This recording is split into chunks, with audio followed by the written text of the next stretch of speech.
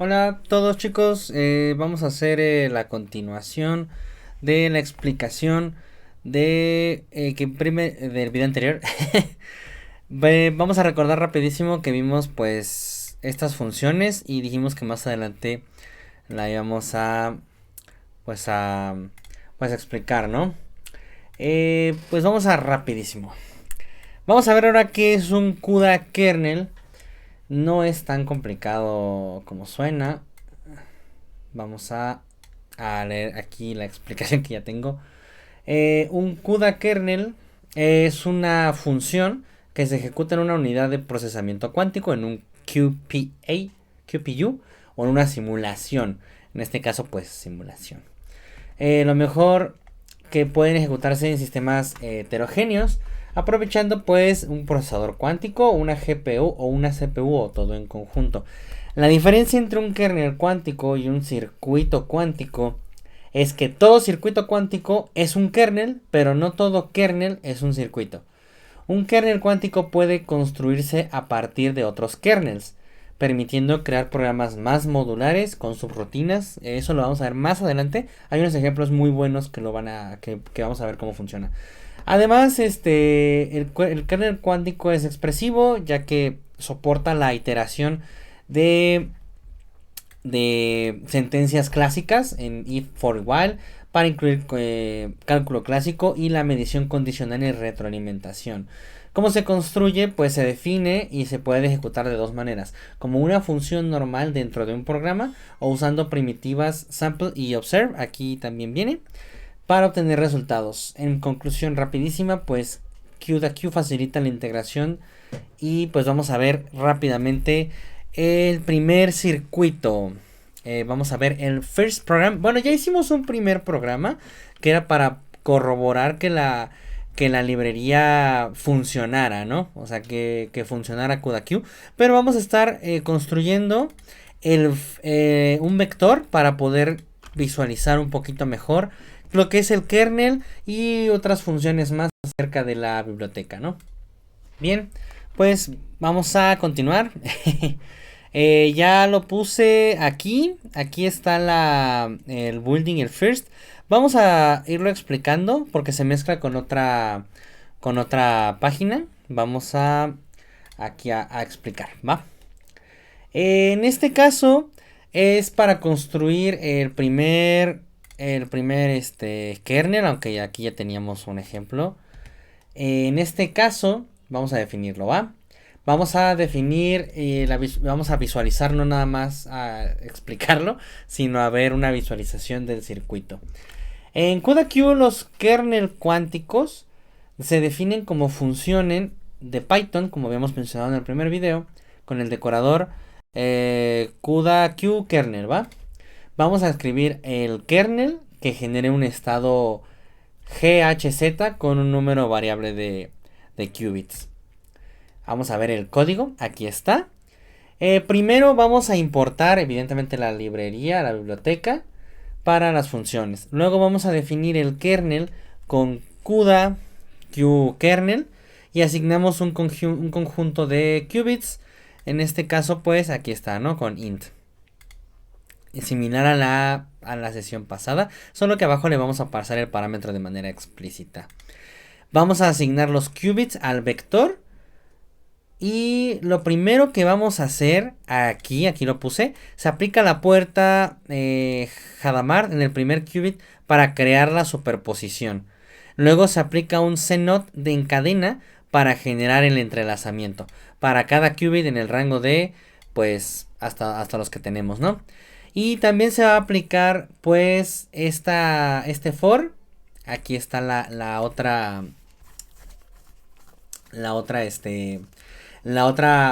compuerta, como podemos ver, for qubit. Y pues se miden los qubits. Aquí especificamos pues qué son cuántos qubits vamos a tener. Y se imprime pues aquí tiene un CUDA.draw.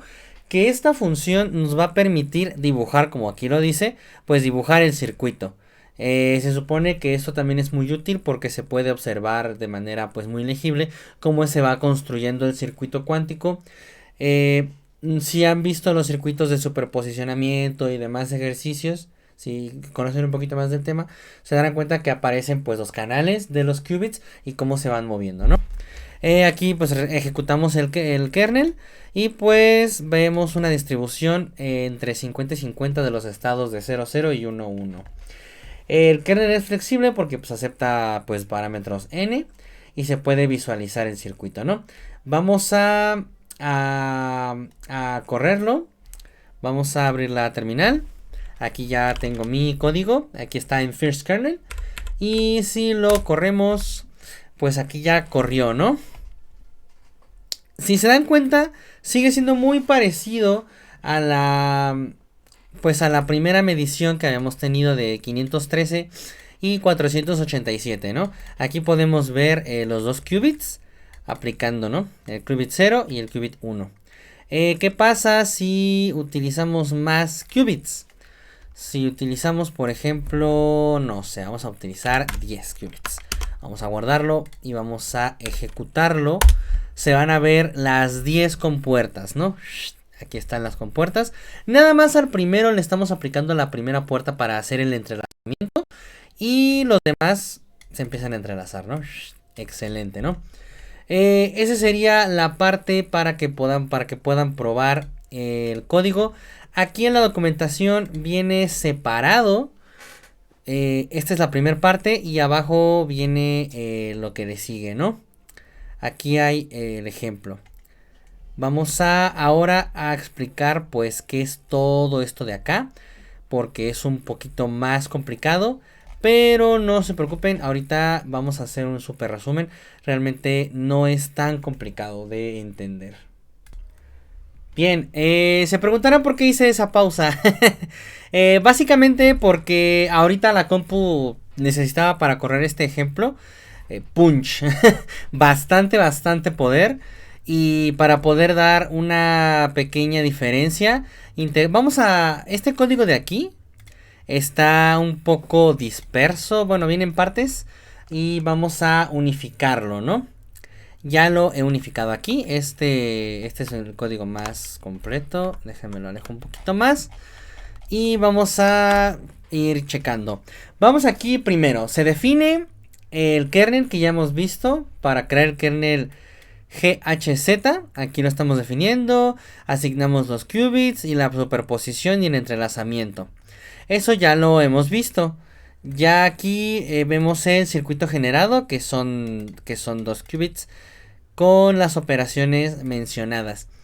Luego lo que vamos a hacer es hacer una ejecución de prueba para hacer 1000 mediciones. ¿Entienden? Vamos a hacer 1000 mediciones y luego con 10.000 mediciones. Vamos a checar aquí los resultados. 1000 mediciones nos da este resultado y 10.000 pues ya nos da un resultado significativamente más, ligeramente hacia un lado. Pero si se dan cuenta se trata de mantener ese 50-50. Aquí está el resultado más probable que pues es la probabilidad media, ¿no? Luego está la distribución de las medidas en paralelo con un kernel y luego con otro. Vamos a checar esa parte. El resultado más probable y la paralelización con el sample async, que sería la parte 5. En esta parte pues es para utilizar múltiples GPUs o CPUs. En este caso pues se utilizan QPs virtuales, ¿no? Aquí están. Simplemente para poder demostrarlo, aquí está. Este es el código que viene en caso de que tuviéramos más tarjetas gráficas. Obviamente pues no, nada más tenemos una aquí. No tenemos tantas. Pero obviamente si los cálculos ya requieren un nivel de poder computacional pues ya muy demandante. Para eso es este ejemplo. Para que con esta sentencia pues con el número de avalible pues se ejecute, ¿no? Y pues las distribuciones en paralelo, que pues en este caso simplemente se ejecutan con una sola gráfica, ¿no? ¿Dónde está? ¿Dónde está? Pues aquí, que en el 1 y que en el 2. Luego, pues vamos a utilizar, creo que lo más interesante es esto de aquí abajito. La expectación con el observer para utilizar el CUDA observe para calcular los valores esperados y explicar por qué usamos el valor de Pauli. Ahorita aquí está el operador de Pauli para hacer el cálculo. Ahorita lo explicamos un poquito más. Quiero llegar a esta parte. Aquí, como pueden darse cuenta, es una pequeña comparación sobre cómo se utiliza, bueno, más bien la diferencia entre utilizar un CPU y un GPU. Aquí vamos a hacer un runtime en CPU y en GPU si es que está disponible. Pues sí se utiliza, ¿no? Si no se utiliza, pues el default. En este caso, como podemos observar, la diferencia pues de tiempos es significativamente muy grande, ¿no? Por este lado tenemos que el CPU utilizó, bueno, mi CPU, porque seguramente esto puede ir variando dependiendo pues del CPU que tú tengas, ¿no? En este caso es un 8 núcleos, 8 hilos, a una frecuencia máxima de 4.7 GHz en un núcleo, me parece. Realmente no es tan agresivo, o sea, es un procesador ya algo viejo.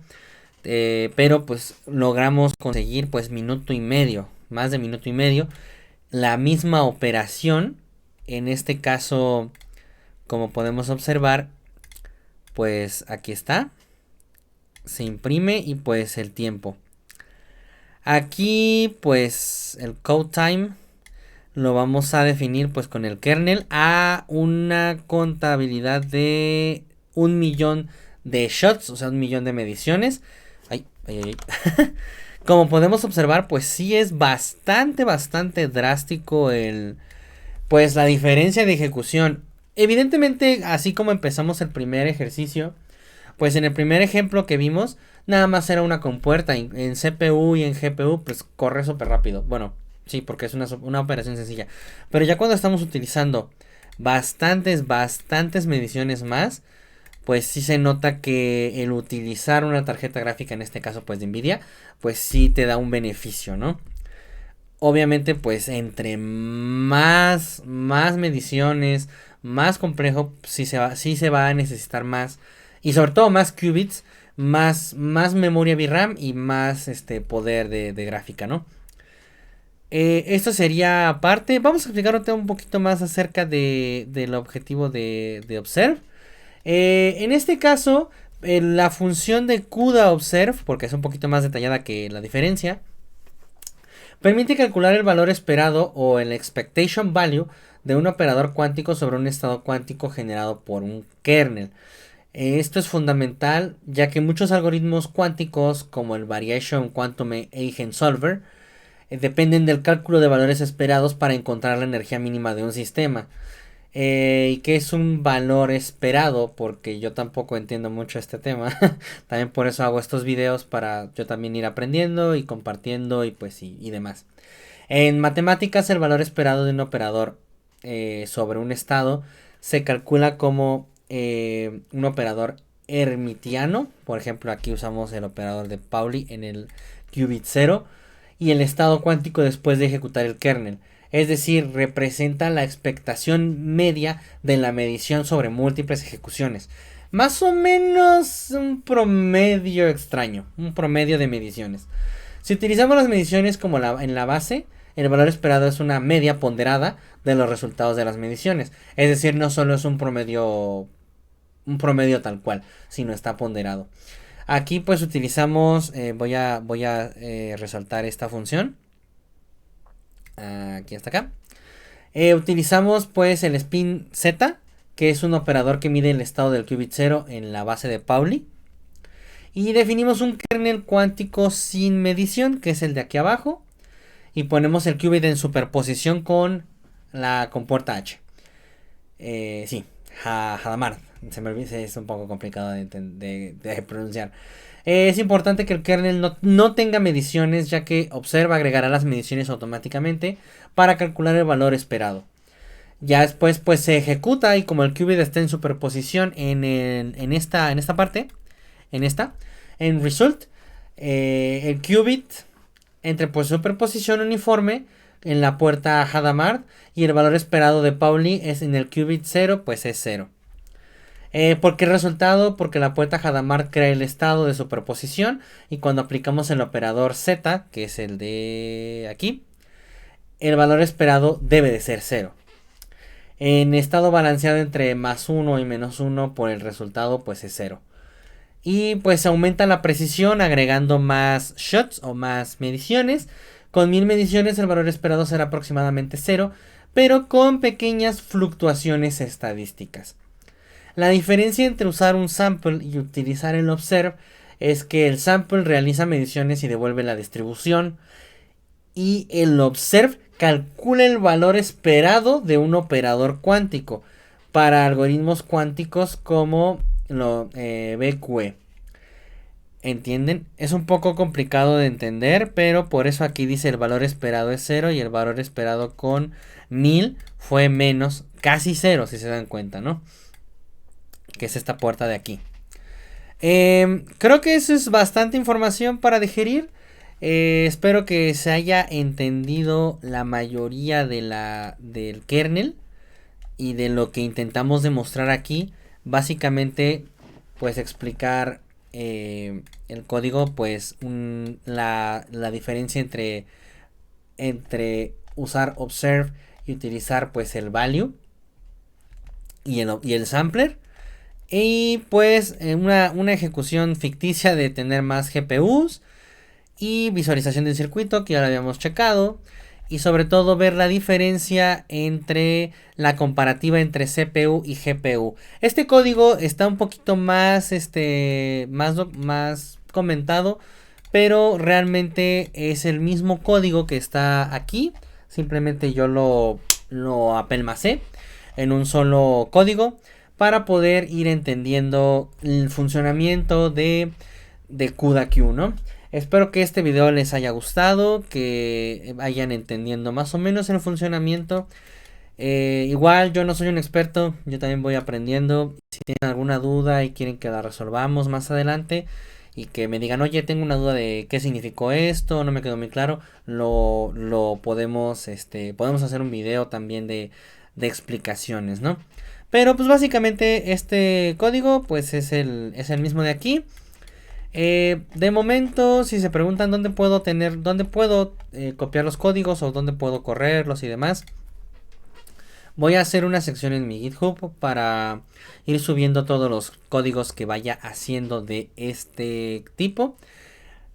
Y aclaramos unas dudas rápidas por si se me pasó.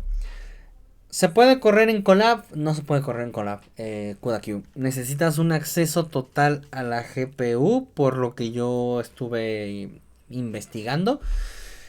Así que si no tienes una tarjeta gráfica, puedes hacerlo con el procesador. O si tienes la posibilidad económica de comprar, bueno, no comprar, sí, comprar una gráfica o de rentar una gráfica en un servidor, pues adelante. Pero de momento en Colab no es posible utilizar CUDA-Q de forma nativa. Aunque lo intentes exportar o instalar, no te va a dejar. Así que esas son las notas de este video. Espero que te haya gustado, que te haya parecido interesante.